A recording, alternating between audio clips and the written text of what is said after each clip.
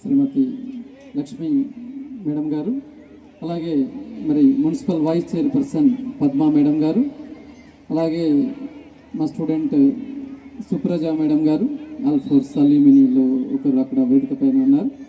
అలాగే market committee chairman మిత్రులు మరి కంది తిరుపతి రెడ్డి గారు, వేదికపై ఉన్న మా బిల్డింగ్ ఓనర్, మరి హుస్నాబాద్కి ఆల్ఫోర్స్ పట్టుకురావడానికి ముఖ్య కారణమైన మా శివయ్య గారు, ఎస్ అట్లాగే మరి వారి కుమారుడు కూడా తిరుపతి గారు, అలాగే మా అల్లుడు ఎస్ అతను కూడా మా స్టూడెంట్ గారే ఉన్నారు.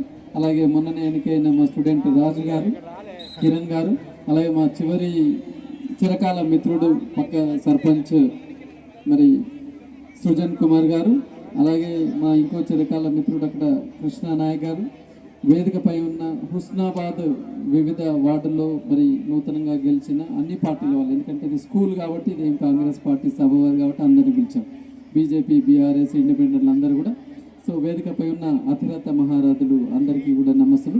మరి ముందు వరుసలో ఉన్న పుర ప్రముఖులు, పాత్రికేయ మిత్రులు, తల్లిదండ్రులు, విద్యార్థులు, ఇంత చక్కటి కార్యక్రమం జరుగుతుంది అంటే అది మీ అందరి సపోర్ట్ వల్ల. హుస్నాబాద్ చాలా చక్కని పేరెంట్స్ మంచి సపోర్ట్ను అందిస్తున్నారు.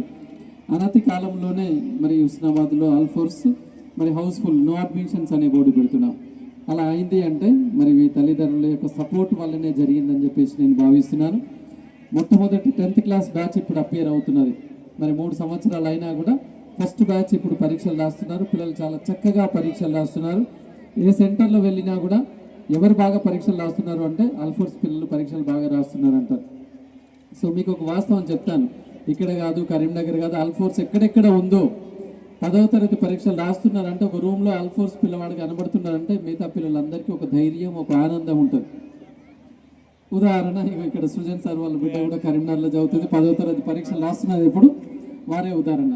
సో చాలా సెంటర్లలో కూడా ఆల్ఫోర్స్ పిల్లలు ఆ రకంగా ఉంటారు. కొంచెం కఠినంగా కనపడుతుంది, కొంచెం శిక్షణ అని అనపడవచ్చు.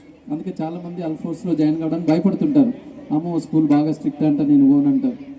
కానీ తల్లిదండ్రులు ఇంట్రెస్ట్ కొద్ది ఉన్న వాళ్ళు మాత్రమే పంపిస్తుంటారు. మరి చూడండి, కొంచెం బిగినింగ్లో కష్టం అనుకుంటుండొచ్చు, కానీ పరీక్షలు రాస్తున్నప్పుడు ఫలితాలు వచ్చినప్పుడు అందుకు మంచిగా కొన్ని విషయాలు చెప్తాను. ఎందుకు ఆల్ఫోర్స్ గ్రేట్ అంటే మేము మాటలతో చెప్పాం, చేతులతో చూపిస్తాం. అందరి విమర్శలకు ఒకటే రిజల్ట్ తోటి సమాధానం చెప్పాలని నేను భావిస్తాను ఎప్పుడు కూడా. 2025లో ఇంటర్మీడియట్లో ఓవరాల్గా మరి ఎన్నో జూనియర్ కళాశాలలు ఉన్నాయి. స్టేట్ ఫస్ట్ బైపీసీ విభాగంలో ఒకే ఒక స్టూడెంట్, అది ఆల్ఫోర్స్ కొత్తపల్లి స్టూడెంట్ మాత్రమే. 997 out of 1000 మార్క్స్ వచ్చాయి. 1000 మార్కులకు గాను 997 మార్కులతోటి ఒకరికే స్టేట్ ఫస్ట్ వచ్చింది, అది మన ఆల్ఫోర్స్ అమ్మాయికే వచ్చింది. మరి అమ్మాయి నీట్ ప్రిపేర్ అయింది, నెల రోజులు మాత్రమే ఇంటర్మీడియట్ చదివింది, అమ్మాయికి ఎంబీబీఎస్ సీట్ వచ్చింది, అయినా స్టేట్ ఫస్ట్ వచ్చింది. అట్లాగే సేమ్ 2025లో ఎంపీసీ విభాగంలో కూడా రాష్ట్రంలో స్టేట్ ఫస్ట్ ఇద్దరికి వస్తే అందులో ఒకటి మన కరీంనగర్ ఆల్ఫోర్స్ స్టూడెంట్, కొత్తపల్లి బాయ్స్ స్టూడెంట్కి 996 మార్కులు వచ్చినాయి 1000 మార్కులకు గాను. అంటే చూడండి, గత 10 సంవత్సరాల్లో. నమస్కారాలు. అలాగే వేదిక ముందున్న పేరెంట్స్కి, చిన్నారులకు ఈ శుభ సమయంలో సాయంకాలంలో ఏర్పాటు చేసి చల్ల గాలిలో అందరినీ పిల్లల ఆటపాటలతోని చాలా చక్కటి కార్యక్రమాలను నిర్వహించే ప్లాన్ చేసుకున్నందుకు వారికి నమస్కారాలు తెలియజేస్తున్నాను. పిల్లలు వారికి చదువుతో పాటు వాళ్ళకున్న కావాల్సిన నైపుణ్యతను వెలికి తీయడం కోసం రకరకాల ఆటపాటలు. ఆల్ఫోర్స్ ఆన్వర్స్ డే సందర్భంగా మన డాక్టర్ వి నరేందర్ రెడ్డి ఆల్ఫోర్స్ విద్యా సంస్థల చైర్మన్ గారు, కార్యక్రమ ముఖ్య అతిథి సోదరి మన హుస్నాబాద్ మున్సిపల్ చైర్మన్ తండ్రి లక్ష్మి గారు, వైస్ చైర్మన్ చిత్తారి పద్మ గారు, మన వ్యవసాయ మార్కెట్ కమిటీ చైర్మన్ కంది తిరుపతి రెడ్డి గారు, మహిళా కౌన్సిలర్లు, సోదర కౌన్సిలర్లందరికీ, వేదిక మీద ఉన్న పెద్దలందరికీ, వేదిక మీద ఉన్న ప్రెస్ మిత్రులకు, పిల్లల తల్లిదండ్రులకు నమస్కరిస్తూ విద్యార్థులకు ఆశీస్సులు తెలియజేస్తూ, మరి మన హుస్నాబాద్లో ఆల్ఫోర్స్ పాఠశాలను మరి డాక్టర్ నరేందర్ రెడ్డి గారు